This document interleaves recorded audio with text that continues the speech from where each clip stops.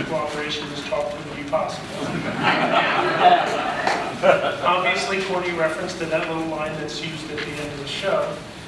But the reality is that producer Norman Felton had used a similar line at the end of Dr. Kildare, which he produced there. He used the to thank the American Medical Association for that cooperation, et cetera, et cetera. Now, I'm just going to bore you with just a couple of quick facts here, and then we'll get to some nice little cool videos or something there. So, before I came down here, somebody at work had asked me, they said, I work for the National Park Service, and we have, the interpreters, they're the tour guides, and I was asking them suggestions on how to present this talk. So I want to keep the talk kind of simple and just do the videos and let people enjoy that for what it is. And somebody said to me, they said, have you got a 2010 reference point? And I said, no, should I? And then I thought about it, and I did. I got an email from a coworker of mine who was watching an episode of Mad Men on the AMC channel. And that takes place around the spring of 1965. And they showed a clip on the television set from The Man from U.N.C.L.E. So he took a picture of the thing and he sent it to me and he said, what episode is it? Well, we're going to test me already here. So I looked at it and I said, that's the Hong Kong Shilling Affair. And then he goes, when did that air? I said, spring of 65. Well, Mad Men must do their homework because they got it right. And they didn't pick one from another season or something, Or not sure enough, black and white on the big television set in the living room kind of thing. But that's it. That's my reference to it. It shows that there's still some life in this series. Because the fact is, The Man from U.N.C.L.E., which is a show that became the first show that I was really inspired by, at the ripe old age of the world. It was sometimes considered a cult series. I think the reality is nowadays is it's not really a cult series because it doesn't have that. When you talk about the cult shows, you talk about Star Trek, you talk about The Honeymooners, you talk about I Love Lucy, The Brady Bunch, Gilligan's Island. It's for you, Dawn. And they don't talk about Uncle anymore. And I know a big reason of that is because it didn't get the exposure in the 1970s after it was off the air that all those shows got. So anytime I even mention Man from U.N.C.L.E. to somebody, they look at me completely bewildered, or they know exactly what I'm talking about. They go, yeah, I remember that show. Oh, really? What do you remember about it? Oh, Napoleon and Neely, I guess. That's about it. They don't really remember all this. And if I was to start to show them episodes of it, somebody says, oh, could you make me a copy of some episodes? I do. Chances are they're going to look at some of them and they're going to go, this is kind of a weird show. Well, it was different. It was ahead of its time. It's not a consistent series. Essentially, season 1, it was a fairly serious show with a bits of humor. Season 2, the producer that came in season 2 decided it needed more humor. Then season 3, Batman came along. And the C word came into play, camp. And boy, did it ever come into play. The Man from U.N.C.L.E. and all kinds of other shows were getting so off the top. And if you like Batman, that's great. But if you weren't into Batman and you had been following U.N.C.L.E. for a couple seasons, you're like, what the heck's going on here? So anyway, this is just a quick little tutorial. You'll be tested on this at the end, so just be ready for this. Man from U.N.C.L.E. was on 105 episodes from September 64 to January 68. Original title was Solo or Mr. Solo. Spinoff, of course, Girl from U.N.C.L.E., which was on one season, and believe me, you want to see camp, just check out an episode of Girl from U.N.C.L.E. The Solo character actually came about from, inadvertently or advertently, from Ian Fleming, who had written the James Bond books. He met with Norman Felton, who came up with the concept of an American TV spy show based on Dr. No more than anything, but I'm going to show a clip here right now because there were actually two things that Norman Felton was inspired by. I can work the gadgets here, not in other languages, so we'll do the best we can.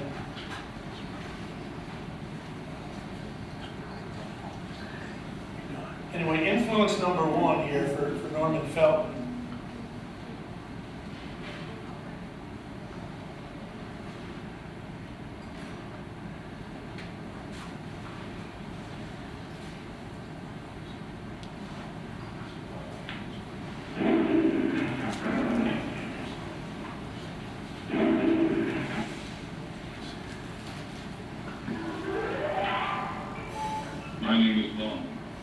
James Bond. My instructions were implicit. I was to leave for Jamaica in 2 hours. License to kill.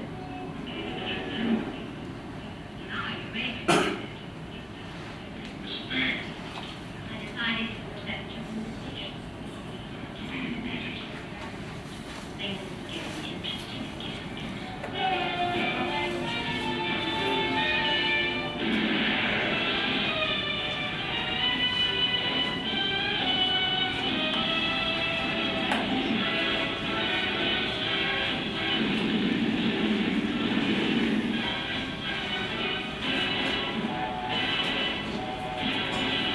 James Bond, 007. License to kill whom he pleases, where he pleases, when he pleases. From the elegant clubrooms of Mayfair to exotic island nightclubs. Amen. Okay.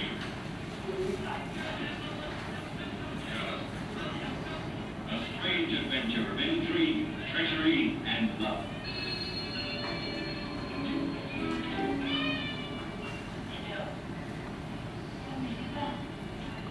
I was thinking, why don't you collect me in my apartment? It's lovely up here in the mountains. The directions were easy to follow. She sent a few of her friends to make sure I didn't get lost.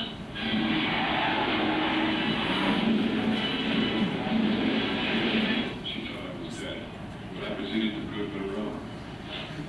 I thought it was always polite to mock last. Devotion. Honey, from our very first meeting was everything in the She clung to me like a wet bathing suit. But business as usual came first. The pace was killing. I thought you left you. Enlightened you. You damaged my organization. Unfortunately, I'm this gentleman. You are just a stupid police whose luck is run out. Maybe it was my luck. Up to my deck in hot water. Or something blowing up in my face. You live dangerously with the superbly resourceful James Bond.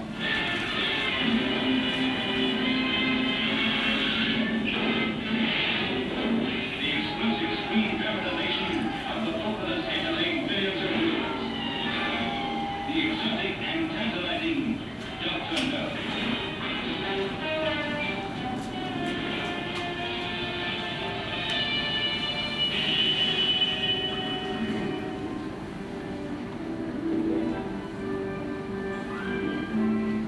Some people will go to any extremes for a little privacy. That was one of the influences that Norman Felton had to make it, but this was the other influence, the 1959 movie North by Northwest. This kept staying in Felton's mind. He wanted to use the concept of this movie as part of the show. The idea of an innocent person caught up in the adventure. In this case, Cary Grant.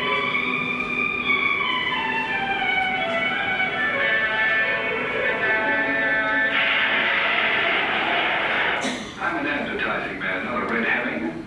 I've got a job, a secretary, a mother, 2 ex-wives, and several bartenders dependent upon me. And I don't intend to disappoint them all by getting myself slightly killed. You can't play it, Terry. Someone's out to get you. By violence. Or by abduction. They'll even frame you for murder. So run for your life. Search for a man who doesn't exist. A secret nobody knows. And start a love affair in another world. Hello there. Tell me, why are you so good to me? Shall I climb up and tell you one? The trade may be an old-fashioned way to make a getaway. But who wants to get away from an exquisite, inquisitive blonde? How do I know you aren't a murderer? You don't. Even Marie Saint seems to enjoy Carrie's romantic performance. But her companion, James Mason, has other ideas. Ask him, Carrie. Apparently, the only performance that'll satisfy you is when I play dead. Your very next role, you'll be quite convincing, I'm sure. One surprise after another. Adventurers carry romance by the kind of even if she has to shoot her way in.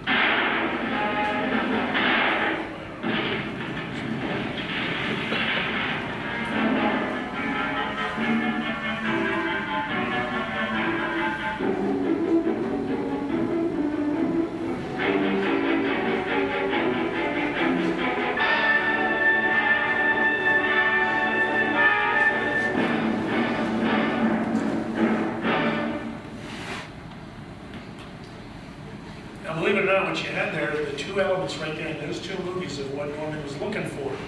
Norman, who was a good producer at MGM and had done a lot of shows, The 11th Hour, done Dr. Kildare, he was kind of a concept guy, but then he needed someone else to come in there and do the work for him.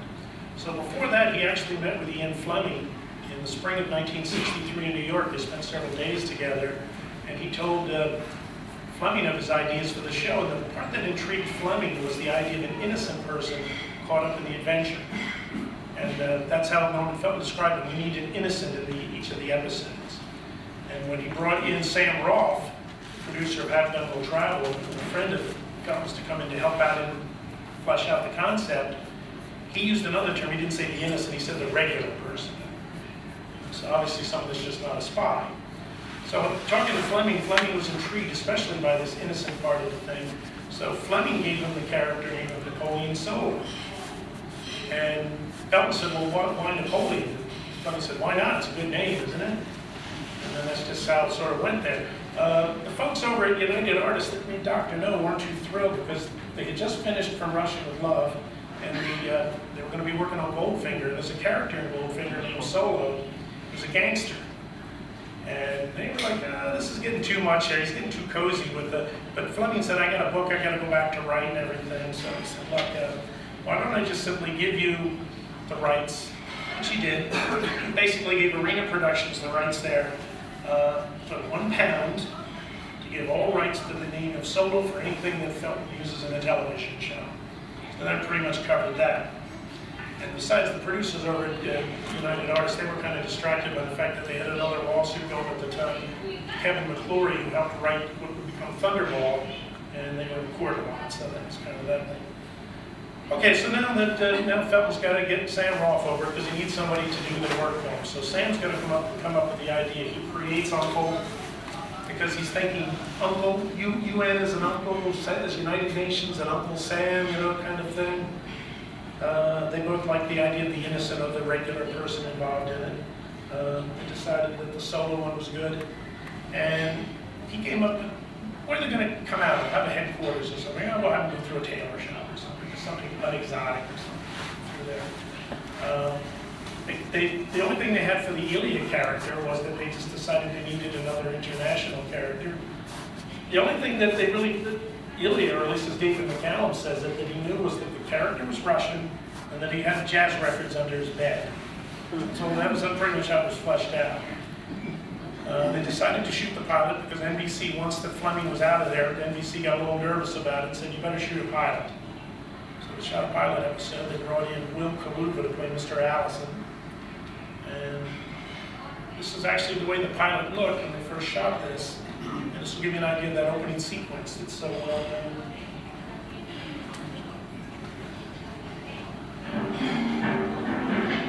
Shot in color, by the way, although eras of episode of the series that aired in black and white.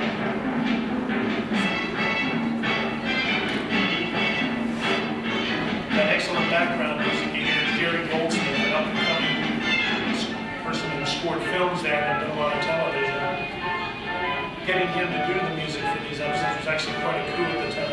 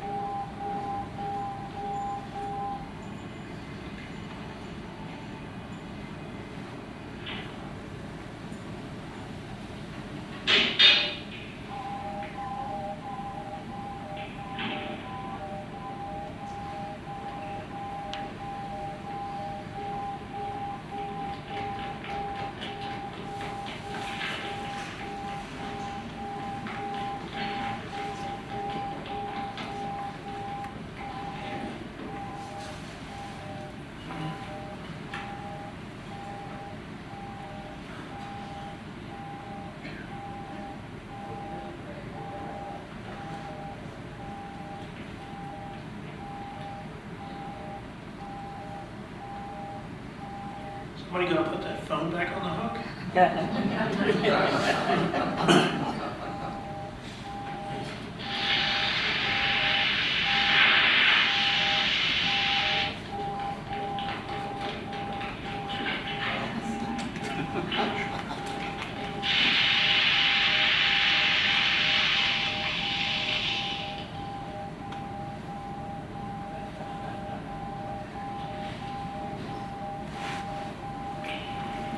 How's this for an intro for Robert Vaughn?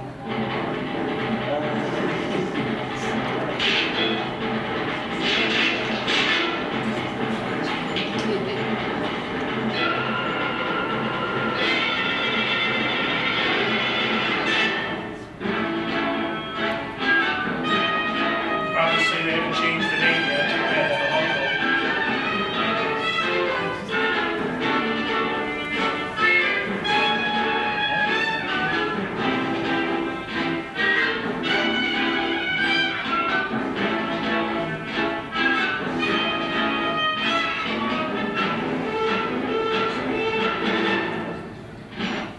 Felton decided he hedged his bets a little bit there. He was concerned how well this was going to go over. So while they were putting the promo together that you see here, this was the promo that aired through the show. Felton decided he would also take that episode and make it a feature film so he could make back the money he spent on it.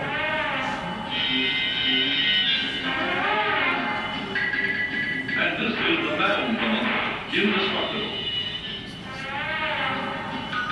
His enemy is ruthless, backed by money and manpower.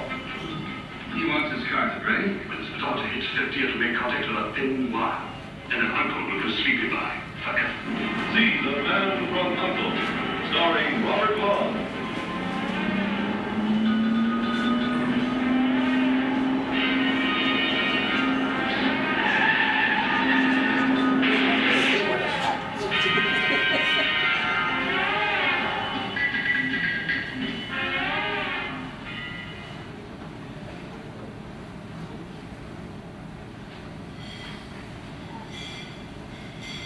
And while they were busy promoting that with that little promo there, they were expanding the episode into a feature film so that he could get his money back in case this thing didn't go.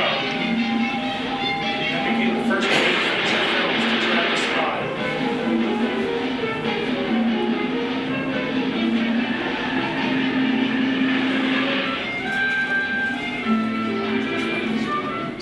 I want you to squeeze a drop or two of this into the Premier's drink, but don't get caught.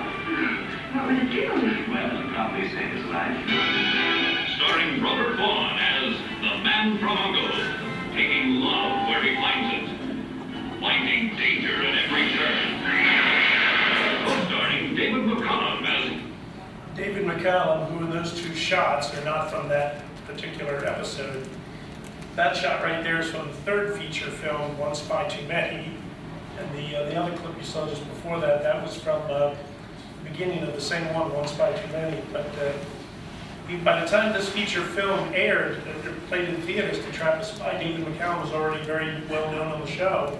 So they had to kind of push his name a little more than what he actually is in the film. Ilya Kuryakin, daring, dauntless. Patricia Crowley as Elaine, beautiful. Luciana Paluzzi as Angela, deadly. Well, I'm glad you're carrying a weapon. If you're in doubt, you better search me.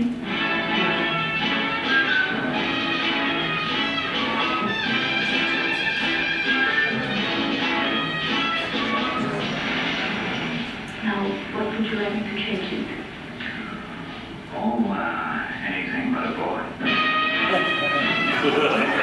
Going to take place at 9 o'clock tomorrow morning. You will return here and arrange for their bodies to be discarded in the fire which follows. This may well be one of the most exciting pictures you'll ever see on any screen. See how... Wait a minute, did he say what I thought he said? I'm guessing they oversold it a little bit there.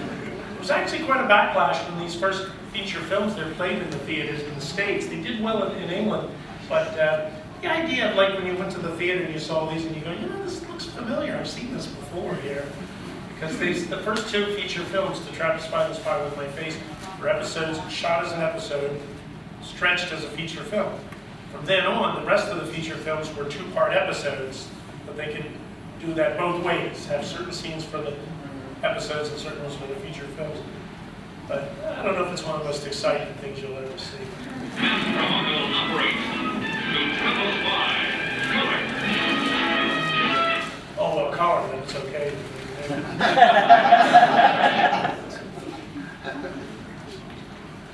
Anyway, it did go over, the product did go, they did sell. The show became very successful. But as I said, it kept changing tone in the run of the series. Now, another thing that made things, while the show was only on for 3.5 seasons, 105 episodes, was it kept changing the time slot. Started at Tuesday at 8:30 opposite McHale's Navy and Red Skelton, and got clobbered there. It was almost canceled in the first couple of months. Moved to Monday up against I've Got a Secret. Did pretty good against I've Got a Secret. Then season 2 went to Friday nights at 10 o'clock, which I think was its best time slot. That's when it really probably had its peak of success. But a lot of it had to do with the fact that the reason it got successful had to do with the college kids that were on Christmas break during the first season there around December into January. They moved it to the January slot. David McCallum went out on a tour there, different local television stations around the country promoting it, so that helped a lot. By the time that second season came, Friday night seemed to be the right spot for it at 10 o'clock. Weren't happy with that. Third season, they moved it to Fridays at 8:30. Fourth and final season, which was only half a season really, went back to Monday at 8 o'clock. You know how it is when you're trying to chase around your favorite television show, especially in those days when you couldn't DVD it or DVR or whatever you do. Anyway, it was successful enough though that they also had the spin-off, which came in the third season, which was The Girl from Uncle. That started as a pilot in the second season, an episode called The Moonglow Affair, with Marianne Mobley and Norman Fell. Not Norman Fell, the producer, Norman Fell, the actor from The Ropers and Three's Company, etc. But when it became a series, it became The Girl from Uncle, Stephanie Powers and Noel Harrison, and it was a disaster from the beginning. The Batman craze had now taken over, everything was as campy as could be. Somebody, I think it was, I got a quote here that I think was out of Variety, when the show was failing right from the get-go, The Girl from Uncle. One guy in the Variety said the problem was that the executives at NBC were hoping that Noel Harrison would be a, quote, Carnaby Street curiosity, unquote. So you can see how they're thinking. They're not thinking in terms of a quality show. They're thinking in terms of something that's similar to something else. And gosh, if we make them British, that's even better. And gosh, all that Beatles stuff, you know. And that failed real badly. Except for a couple of episodes of The Girl from Uncle. Generally, when I watch an episode of it, I'll admit I've got a bootleg DVD set of The Girl from Uncle, and I'll look at an episode, but I'll just cringe. So anyway, the fourth season there, they brought another producer in. They went through several producers. Sam Rock produced season 1, which was considered tops. David Victor came in for season 2, did a good job, but he felt that each episode should be amusing. I don't know what the definition of amusing is, how much of it. Third season, they brought in Boris Inkster. He came in there and things really changed. As I said, the Batman influence had a lot to do with it. But you can tell by the changes of guests. They were getting top quality guests in season 1, such as Robert Culp. They were getting young Kurt Russell. They were getting George Sanders, Elsa Lanchester, William Shatner, Leonard Nimoy, Warner Hunter, Glenn Corbett, very young Sharon Tate, Lee Merriweather, Slim Pickens, Anne Francis, top actors Richard Anderson, Fritz Weaver, Cesar Romero, Carol O'Connor. The guest list in season 1 was great. Season 2, good guests in there. Martin Landau, Judy Carn, Rip Torn, Dorothy Progine, Claude Akins, Vera Miles, James Doohan from Star Trek, Vincent Price, Ricardo Montalban, who's also in season 1, Angela Lansbury, Kevin McCarthy, the late Kevin McCarthy, Charlie Ruggles, Barbara Boucher, Jack Lester. They're getting top guests. Come season 3, when Warren Easter takes over, I'm guessing that the quality of guests was going down a bit there.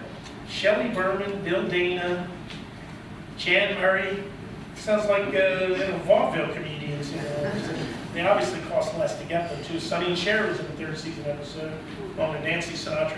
But they did 2-part episodes that seemed to kick the guest list up a bit. They were getting Jack Blanche, Janet Leigh, Herbert Long, Joan Crawford did a small appearance in one. But they're getting quite a bit. Now comes 4th season. They're really kind of scrambling. The thing has gotten silly. Although there are some good third season episodes. There's 2 of them written by science fiction writer Harlan Ellison that are very well done. And they say that the third season they're just hit it bottom with an episode called My Friend the Gorilla Affair. The idea of Robert Vaughn dancing with a gorilla there is just kind of intriguing in itself, but that's pretty bad. Come season 4, they decided they needed to make it serious. They brought in Anthony Spinner as producer. They got in some top guests: Michael Rennie, Carol Lindley, Leslie Nielsen, Eleanor Parker, Bradford Dillman, Barry Sullivan, Charles Monroe, Broderick Crawford, Chad Everett. They got a good list there. By that time, they were in trouble. The series going. Okay, now that 105 episodes, still quite a bit to show in reruns. But something happened there which I think had a lot to do with television, and that was unfortunately the tragedies of the Martin Luther King and Robert Kennedy assassinations in 1968. By late 68 there, basically the networks were not the networks, the local stations were nervous about running shows and reruns that contained violence. There was a lot of concern about that, whether real or not real. The concern of it was there. And so what would happen is a lot of shows that had been shown for years and years in reruns suddenly were not being seen anymore. You didn't see Man from U.N.C.L.E. that much. You didn't see The Untouchables. You didn't see Combat. You didn't see a lot of those that had violence, especially the hour dramas. The half-hour sitcoms, they seem to survive pretty good. Star Trek survived because I guess a laser beam was a lot less bloody than a bullet out of a gun.